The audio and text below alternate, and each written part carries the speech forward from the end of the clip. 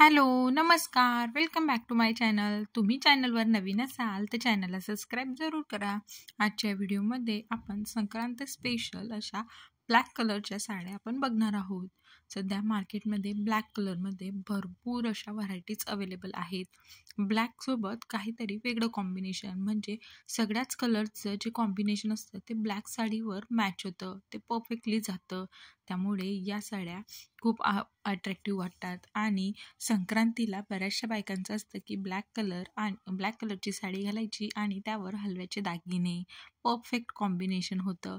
आणि ब्लॅक हा संक्रांतीसाठी बनलेला कलर आहे असं आपण मानतो.